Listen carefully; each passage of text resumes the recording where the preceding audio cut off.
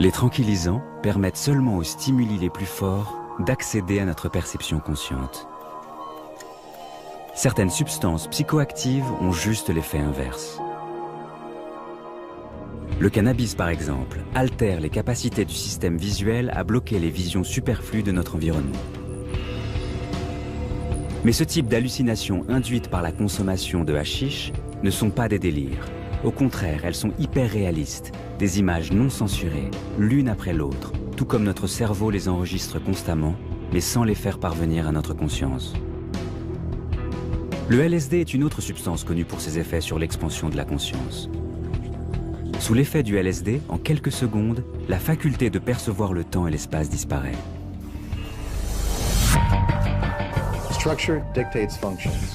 Les structures déterminent les fonctions. Toutes les expériences proviennent d'une fonction du cerveau et ces expériences sont dues à la structure du cerveau et à ses schémas électriques associés. Vous pouvez les imiter, par exemple, en donnant une substance psychotropique ou vous pouvez les imiter en exposant temporairement le cerveau à une signature et à une intensité magnétique appropriée. Pour chaque modèle moléculaire chimique, il y a une séquence électromagnétique ou une signature temporelle qui correspond. Et quand vous appliquez cela au cerveau, vous devriez obtenir des expériences comparables et c'est ce que nous avons découvert. Le cerveau humain produit un neurotransmetteur, une molécule similaire au LSD. On l'appelle diméthyltryptamine, ou DMT. Mais il semble que la plus petite quantité de ces molécules peut déclencher des hallucinations chez des individus sensibles. Des expériences diverses ont également montré que l'exposition à certains champs électromagnétiques et à certaines fréquences peuvent stimuler le cerveau à libérer des molécules de DMT. De tels champs ont les mêmes intensités et fréquences que celles auxquelles nous pourrions être exposés pendant des orages magnétiques violents.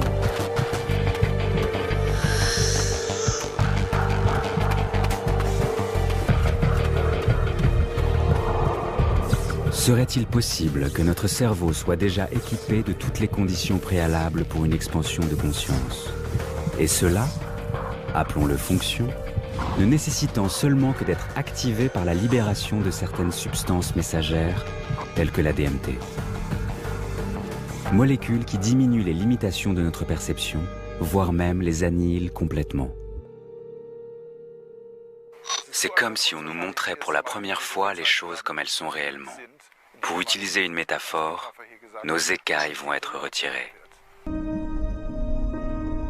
En 1972, le prix Nobel Julius Axelrod découvrit que la glande pinéale humaine produit naturellement une substance psychoactive puissante appelée initialement télépatine qui augmente les aptitudes psychiques. La diméthyltryptamine, ou DMT. Certains l'appellent la molécule spirituelle. Une des choses intéressantes à propos de la DMT, c'est qu'elle est transportée activement dans le cerveau à travers la barrière hémato-encéphalique. C'est comme si le cerveau avait besoin de DMT pour fonctionner normalement, ce qui est une idée étrange. La DMT semble être comme un bloc de construction pour notre perception de la réalité de tous les jours. C'est la réalité de tous les jours, ça n'est pas juste un futur apocalyptique. C'est presque comme si nous vivions tous maintenant dans une sorte de temps apocalyptique par une médiation de quelques substances chimiques qui fait en sorte de faire tenir toutes les choses ensemble.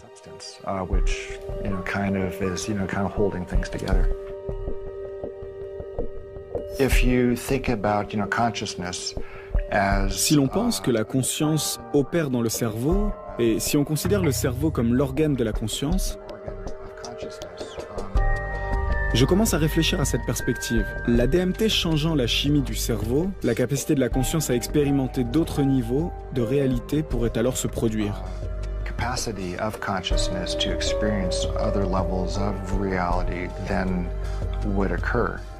C'était presque comme la notion d'un récepteur de télévision. Vous pouvez changer de chaîne et vous savez que certaines de ces chaînes sont la réalité de tous les jours et que les autres chaînes semblent être spécifiques aux expériences avec la DMT. Seem to be specific, to the DMT experience.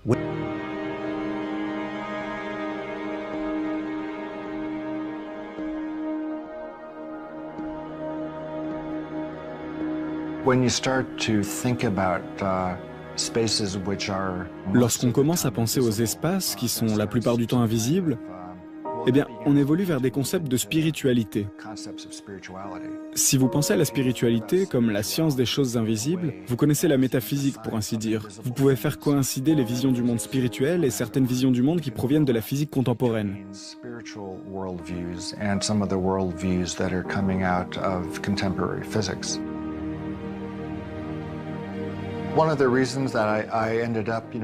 Une des raisons pour laquelle j'ai fini par intituler mon livre « La molécule de l'esprit », c'est parce que j'ai commencé à concevoir l'état DMT comme un état spirituel et que le DMT est un médiateur entre le physique et l'incorporel, entre le matériel et le spirituel.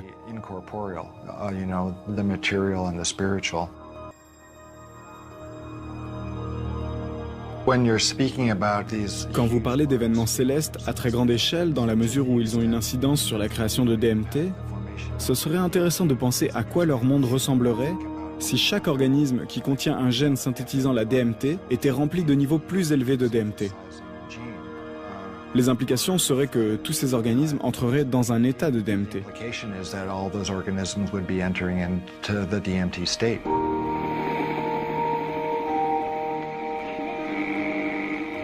À quoi pourrait ressembler la DMT?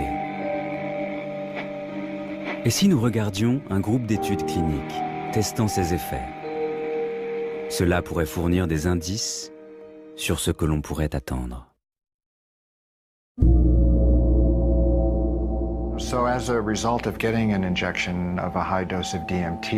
Donc, à la suite d'une injection de haute dose de DMT, les effets commencent pratiquement immédiatement après 2 battements de cœur. Il y a l'apparition d'une pression interne et d'un son qui augmente aussi en intensité.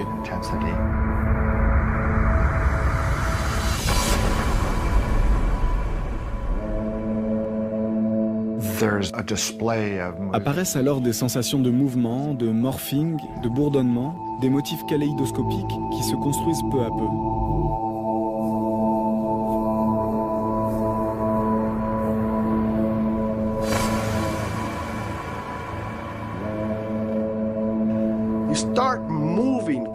Vous commencez à vous déplacer consciemment dans l'espace parce que les choses commencent soudainement à arriver à une très très grande vélocité.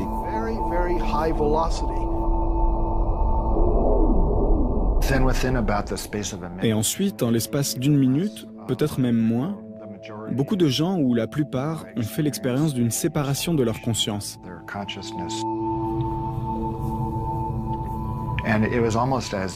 Comme si, vous savez, c'était rendu nécessaire par l'intensité de la pression qui s'installait à l'intérieur d'eux-mêmes.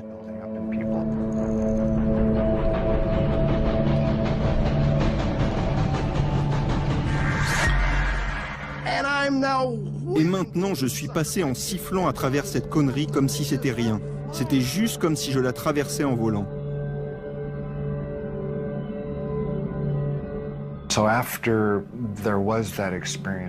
Donc, après qu'il y ait eu cette expérience de séparation du corps et de la conscience des volontaires pénétrait dans ce monde intensément saturé de lumière.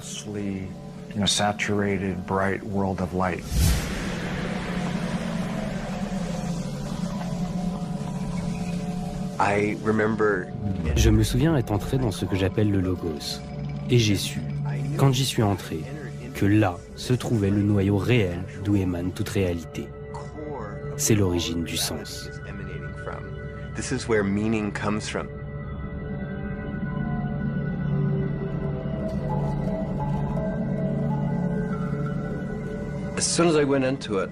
Dès que j'y ai pénétré, j'ai perdu toute sensation d'être différent.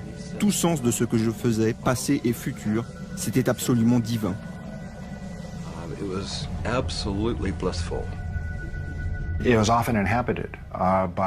C'était souvent peuplé d'une sorte d'êtres doués de sensations. Vous savez, ils sont humanoïdes ou ont même une apparence humaine, ou mécanique, ou comme des plantes, toutes sortes de types de créatures vivantes. Ces entités très clairement me connaissaient. Elles avaient connaissance de moi avant que je ne sois en leur présence. J'avais conscience intellectuellement qu'il s'agissait d'une civilisation très avancée. Bien souvent, ces entités attendaient des volontaires. Ils étaient heureux que les volontaires soient tombés sur cette technologie qui leur permettait d'interagir avec eux pour la première fois.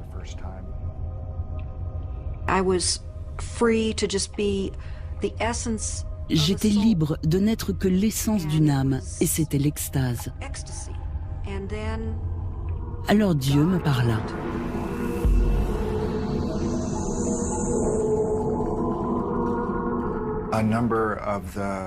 Un certain nombre de volontaires a eu l'impression qu'il retournait quelque part où il avait déjà été auparavant, mais dont il ne se souvenait plus jusqu'alors.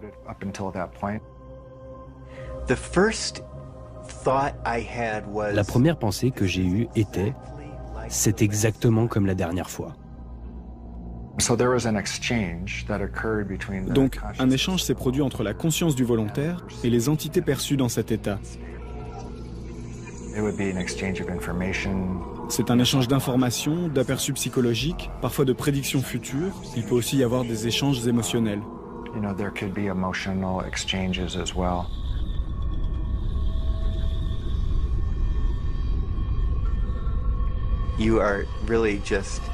Vous expérimentez juste le sens de la vie, ou ce que la vie est, ou le cadeau de la vie. Cela vous est offert. C'est la plus belle et précieuse chose qu'il puisse y avoir.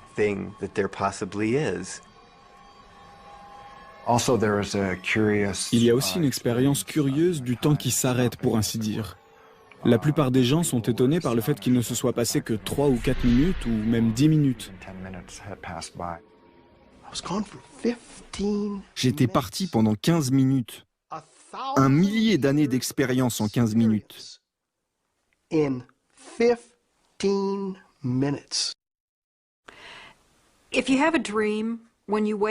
Si vous faites un rêve, quand vous vous réveillez, vous savez que c'était un rêve. Quand vous revenez d'une DMT, vous n'avez pas le sentiment que ce qui vous est arrivé n'était pas réel. Vous savez que c'était réel, vous étiez là. C'était absolument aussi réel que tout ce qui fait partie de l'existence matérielle de tous les jours. Quelque chose comme le champ électromagnétique, c'est là. Cela vibre. C'est tout autour de nous. C'est invisible. Cela nous affecte un petit peu et nous pouvons aussi beaucoup l'affecter.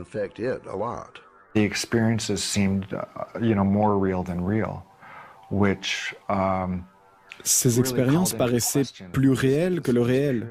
Ce qui pose réellement la question, est-ce juste la chimie du cerveau qui change? Parce que si c'est le cas, ça remettrait en cause la réalité, la base de la réalité de tous les jours. Existe-t-il un moyen de mesurer la réalité ou un organe dans le cerveau qui serait à l'origine de ce sens de la réalité?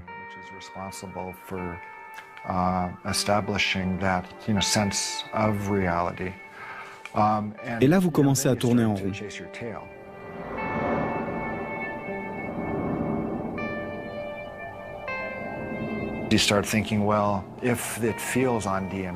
Vous commencez à vous demander, bon, si avec la DMT c'est plus réel que la réalité de tous les jours, alors qu'est-ce qu'une hallucination? Qu'est-ce que la vision? Est-ce cela la réalité de tous les jours ou est-ce ce qui se passe dans un état de DMT?